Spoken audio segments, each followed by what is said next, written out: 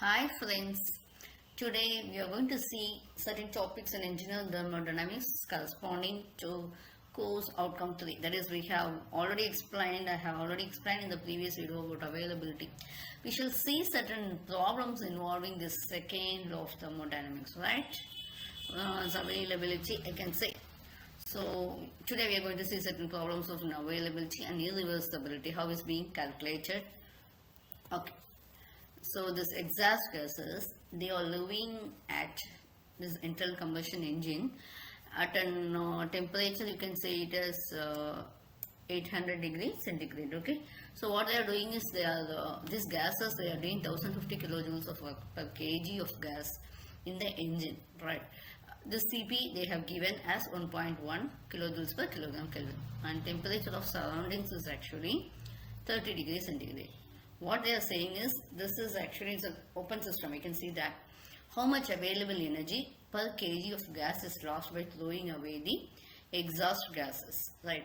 What is the ratio of available energy to the engine work? So this engine is coming over there, exhaust gases from an engine, and they are doing certain work and they are just leaving, right? So the temperature surrounding some amount of energy is being wasted, right? That we have to find out. So how much available energy is being thrown out by this exhaust gases, how much work we could have done, and also we have ratio of available energy to the engine work. What is the what we can say is how much energy we have wasted. That is the what loss of availability. We can see the temperatures of 1073, right? 1073, and here 30 is they have been converted into Kelvin.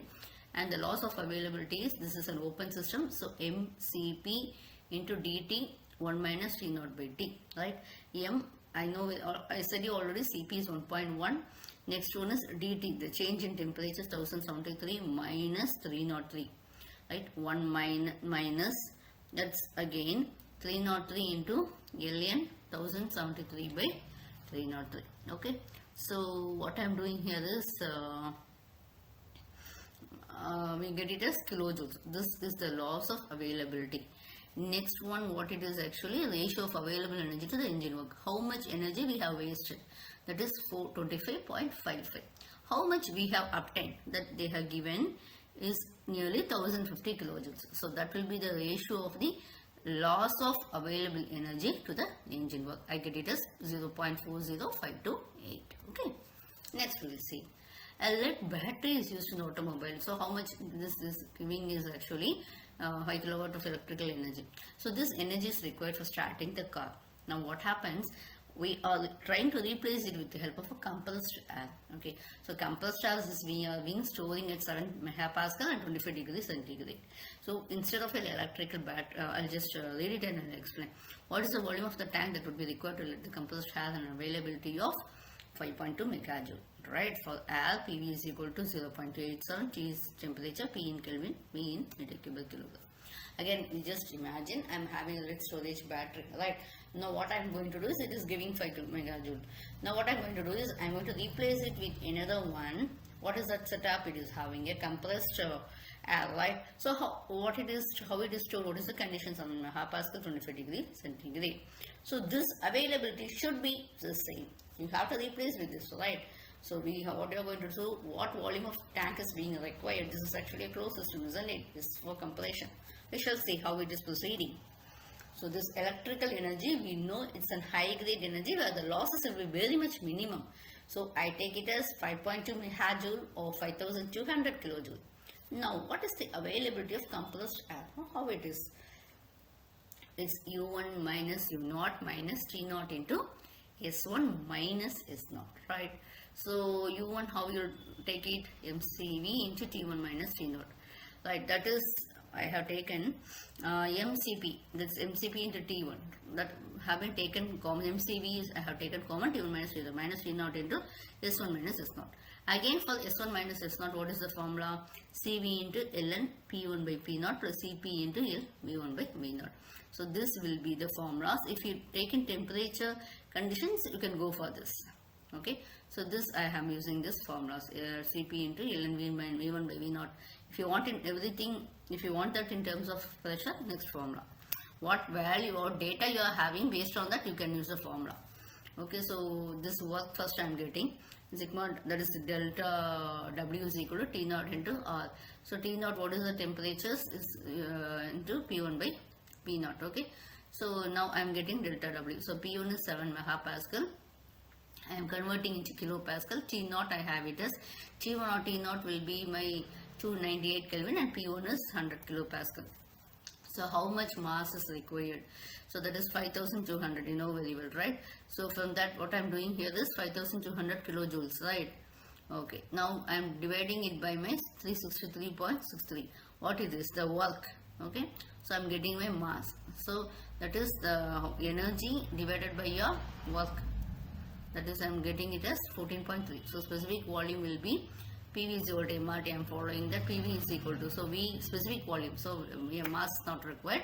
So V is equal to RT by V. So required volume will be point, and converting in terms of meter cube. So what happens? We'll be multiplying with our mass what we do have. Okay. So this is how I am calculating this required storage volume. And next problem. Air enters an adiabatic compressor at certain atmospheric conditions of 15 degrees Celsius and leaves at 5.5 bar. The mass flow rate is 0.01 kilogram per second and the efficiency of compressor is 75%.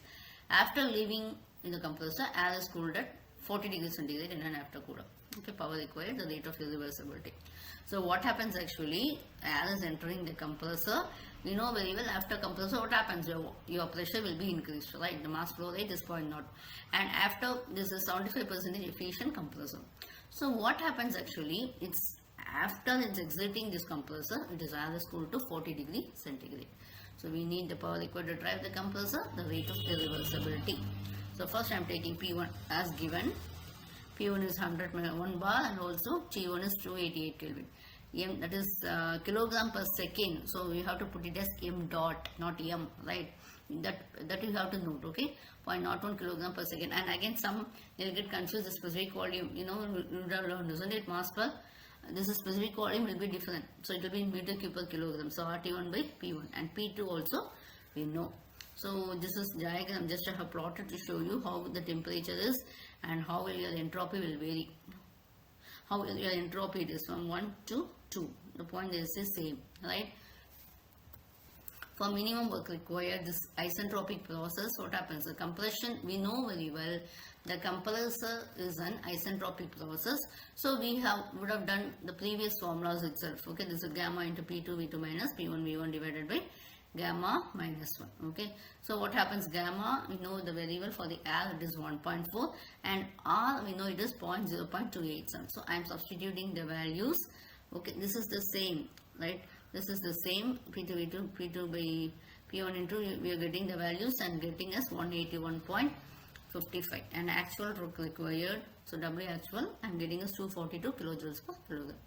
Now what we require is the power required to drive the compressor. So that will be M dot into W actual. Okay, so M dot, how much I have it as 0.01 into how much is your W actual? You get it as 242. We get it as 2.42 kilowatts. Okay.